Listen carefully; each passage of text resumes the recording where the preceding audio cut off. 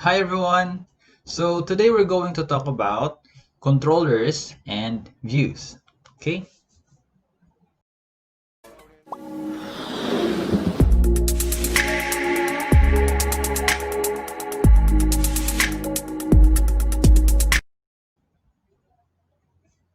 Okay. So CodeIgniter controllers. So what is controller? So the controller serves as an intermediary between the model, the view, and any other resources needed to process the HTTP request and generate a web page. So a controller is simply a class file that is named in a way that it can be associated with a URI. So controller class files are stored in the controllers directory. Okay? So let's try to check out muna guys yung MVC. So we have this example. So MVC nag-start yung process sa controller before it goes to model o di kaya sa view. So coming from the request from the user, it will goes to the controller first. Okay? So that's the first thing na gagawin natin before yung ibang mga files na mga resources na meron tayo. So this is the first thing na i-create natin. Okay?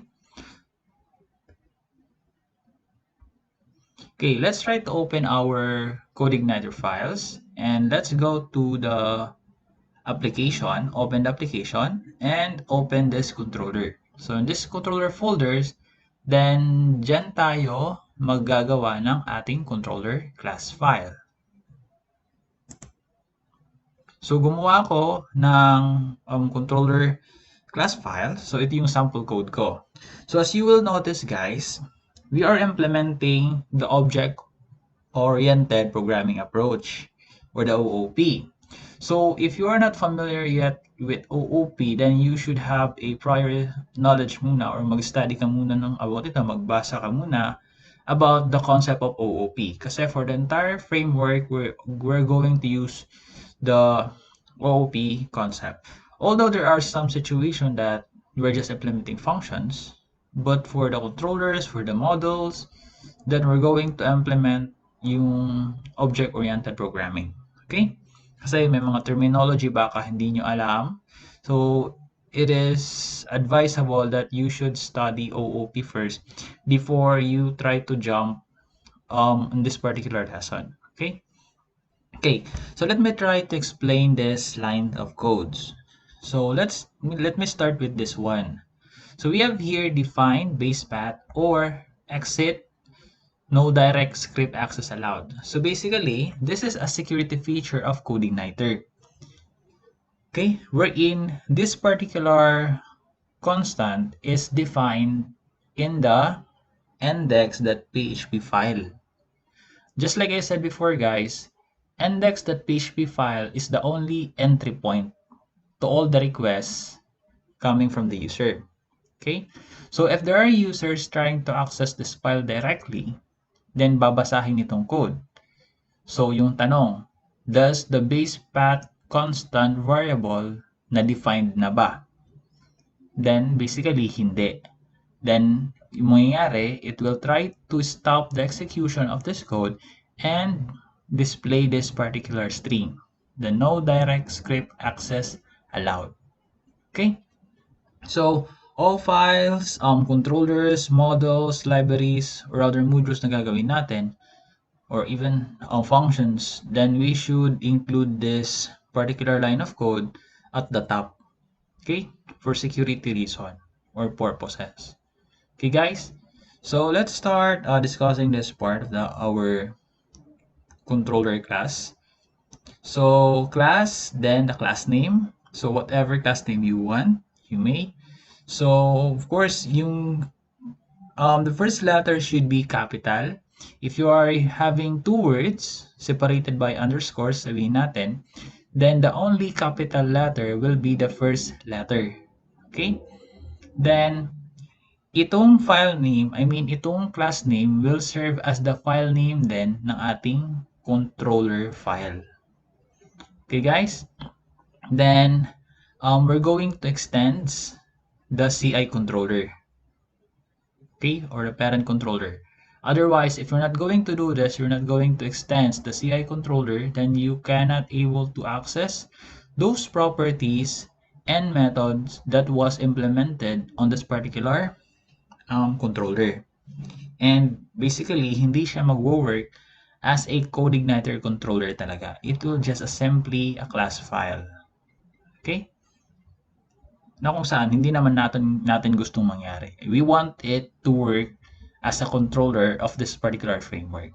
If that's the case, then we need to extend our class um, to the CI controller. Okay?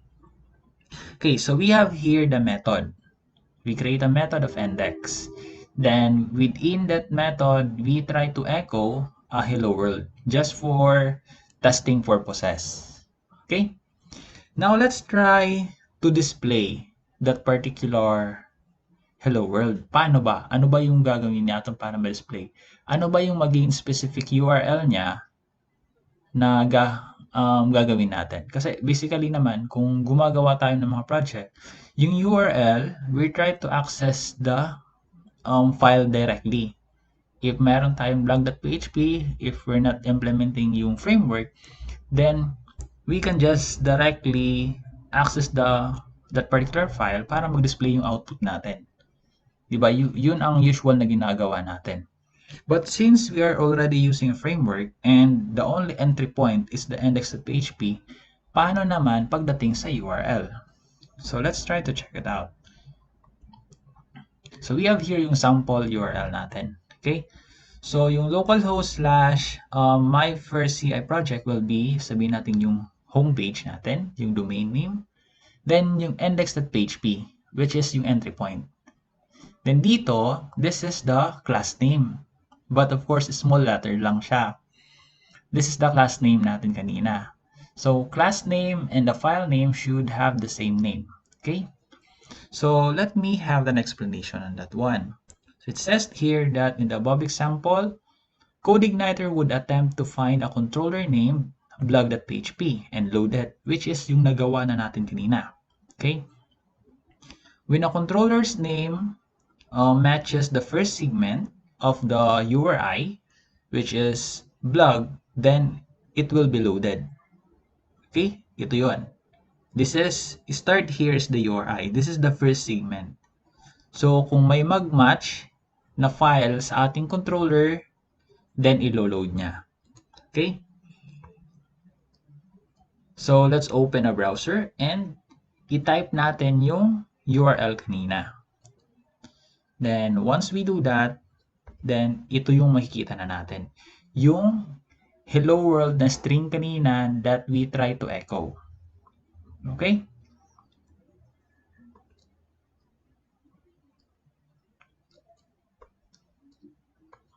Okay. So, if we're going to check this code, yung nakalagay sa URL was only the first segment, which is blog. Dito lang. Pero, we didn't try to access the index. So, bakit kamo na-display yung hello world if we didn't try to indicate index in our URL? Okay? So, that's the next thing na pag-uusapan natin, which is about the methods. Okay, so the index method is always loaded by default if the second segment of the URI is empty. So ito yung URL natin, ito yung URI for the first segment, but yung second segment ng URI is empty. Therefore, by default, yung tatawagin niyang method will be the index. Okay? So another way to show the hello world message would be this. So ganito yung actually yung approach ng URL natin pagdating if there's a method. So ito yung URI, first segment, second segment. First segment will indicate the class name, which is blog. Then the second segment indicate the method, which is the index. But since it is the default method na gagamitin if ever empty yung second segment, kaya na-display yung hello world natin. Okay guys, I hope it is clear. Okay. Okay, now let's try to add new method. Okay, sabihin natin comments. And within the comments method, meron tayong statement or echo statement na look at this. So once we try to access this comments, dapat lumabas itong output. So we have here yung sample URL natin, and the URI will be this one, yung class name which is blog, slash yung comments. Okay? So when a controller's name matches the first segment of the URI, which is blog, and the method name matches the second segment, which is the comments, then it will be loaded. So let's try that one. Let's try muna to check. We're expecting for this to output. Okay, look at this. So going to the browser, type yung URL. Okay, then refresh. So, yan. That will be the output of the particular method comments. Okay, so that's how basically, guys, we are trying to access yung specific method para makapag-display tayo ng output. We are not accessing yung mga file directly. Instead, yung mga class at saka method yung ina-access natin to display a specific output. Okay? So, as a whole, di ba, tinatawag natin to as a URL. But ditong side, starting dito after index.php, is we called it as the URI. We're going to discuss that more on details in some of our videos na gagawin. Okay? And ito namang index.php, we also have a separate video for that on how to remove that one. Kasi parang hindi naman mainam tingnan dito. Okay? So we're going to have those videos soon. Okay, guys? Okay. Ngayon, basically guys, pagdating sa controller, yung controller kasi it will just serve as an intermediary between model, views, and other resources. So it is not advisable to echo some string in the controller part unless you are just debugging your code. Okay?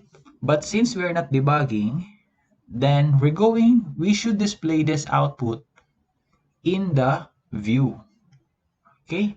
Doon tayo magagawa ng mga output, doon tayo gagawa ng mga HTML codes. Okay guys? So that's the next thing na pag-uusapan natin. CodeIgniter Views.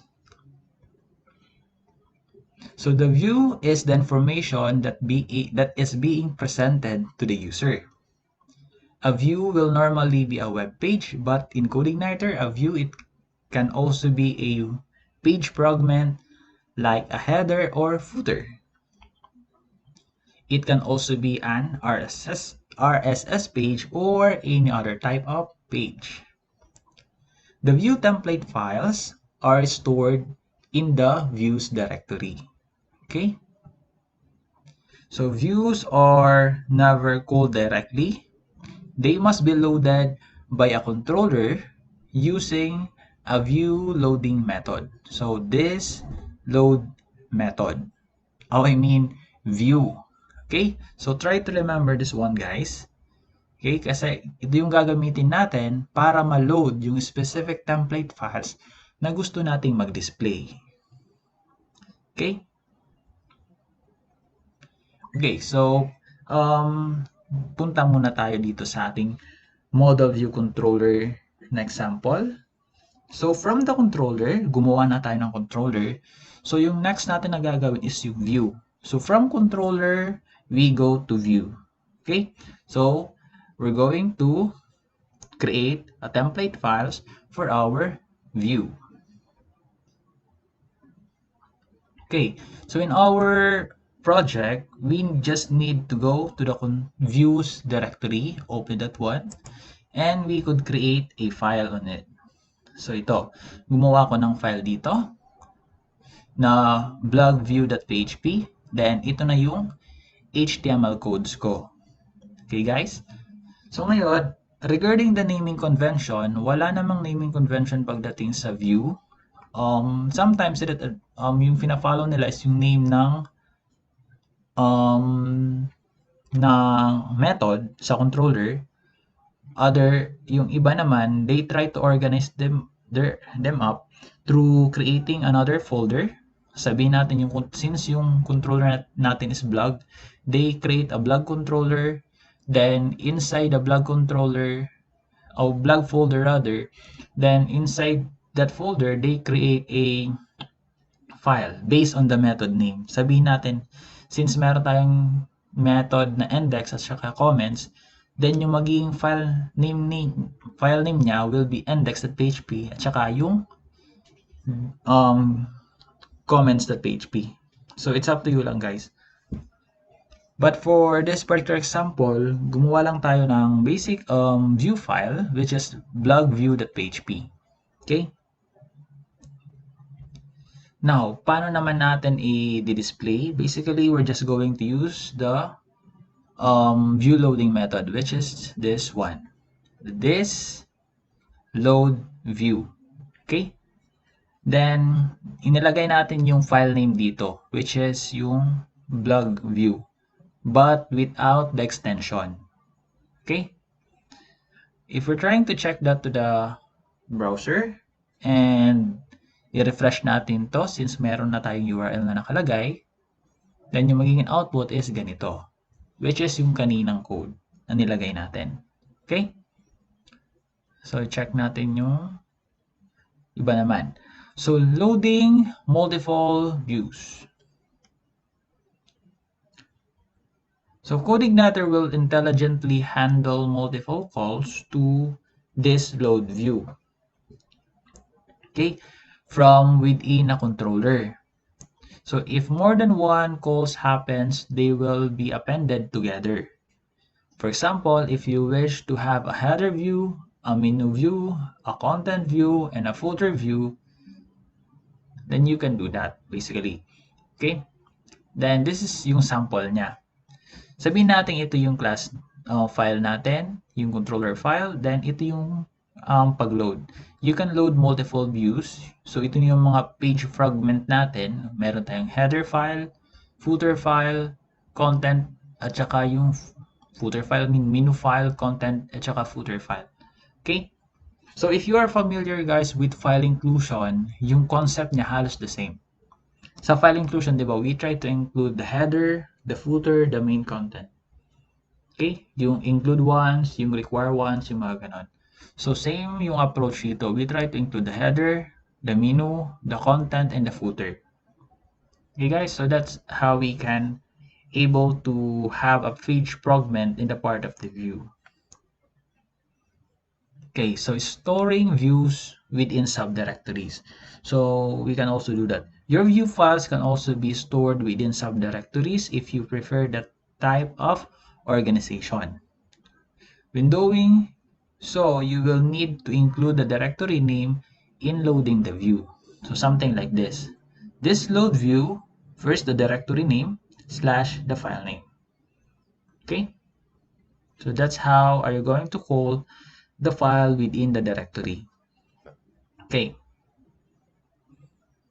Okay, now, passing dynamic data to the view. Ano to? Magpapasa tayo ng data.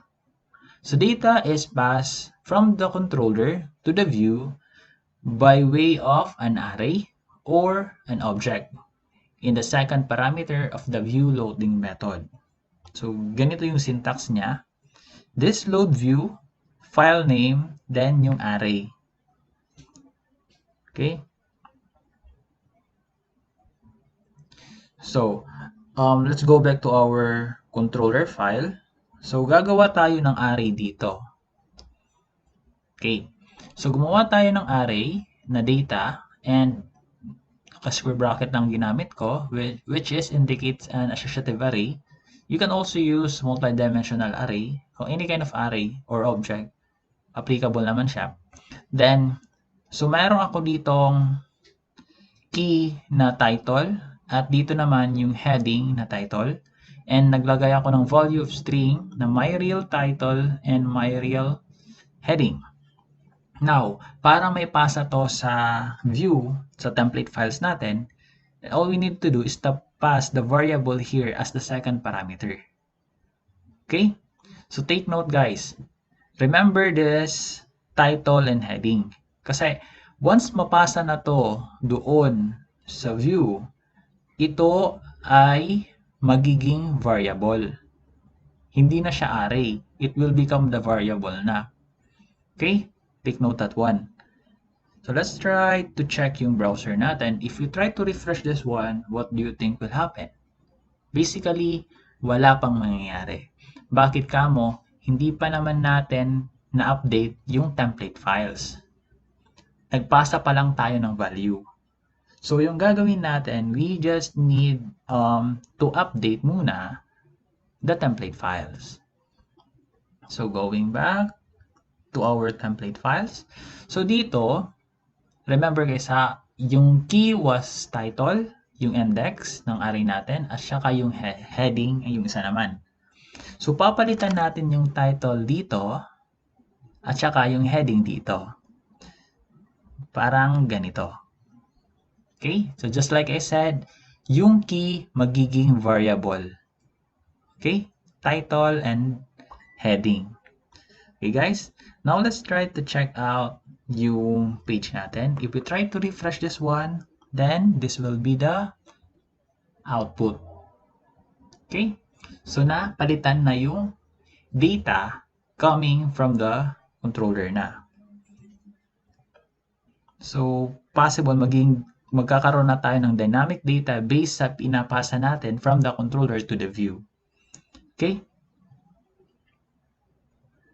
So basically, saan pa ba natin magagamit to? If we are already manipulating the database, which is done on the model part, so gagawin natin from the controller, we try to call a method in the model side. Then sa model, may babalik siyang value. So yung ibabalik niyang value, yun naman ang ipapasa natin papunta sa view. Then sa view, imamanipulate na niya para sa ma-output na makita na ng user. Okay? So, dyan natin magamit yan. Okay guys? I hope it is clear. So, just keep practicing lang para masanay kayo sa mga part na yon if nalilito pa kayo. Okay? Okay, the next thing na pag-uusapan naman natin is yung default controller. So, defining a default controller. Okay, so saan ba natin makikita yung default controller?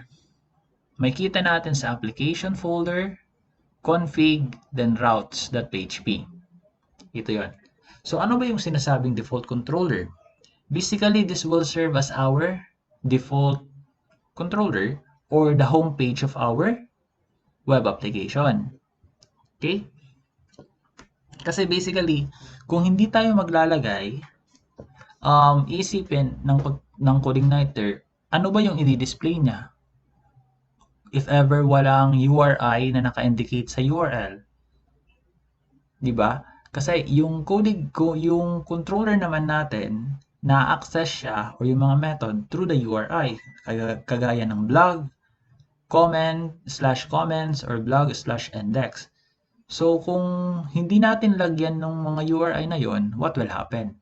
Kaya yung gagawin natin, kailangan tayo maglagay ng default controller para malaman ng CodeIgniter na yung gusto mong ma-access if ever walang URI is itong controller. So by default, yung controller na meron tayo is yung welcome, which is the file that was created by CodeIgniter. So if we try to check out yung browser natin, type natin yung localhost / yung project name or my first CI project, then basically ito yung magiging output, which is the welcome page of the CodeIgniter. Pero, what if gusto nating palitan yan? Okay, gusto nating yung maging homepage natin is yung blog natin, yung ginawa natin kanina. So, anong gagawin natin? So, yung gagawin lang natin is papalitan natin yung controller dito. Okay? Instead na welcome, gagawin natin siyang blog. So, small letter lang guys ha. So, blog yung ilalagay natin. So, since yung blog natin is merong index, so that's the first thing na babasahin na method. So, if you try to check out yung browser and refresh this page, then yan na yung ating new homepage of our web application. Okay guys? So that's how we set up the homepage for our project. Okay?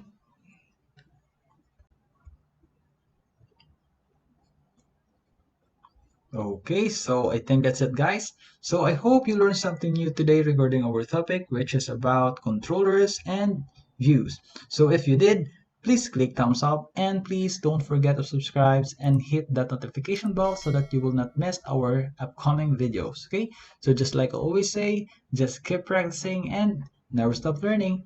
Thank you for watching guys and goodbye for now.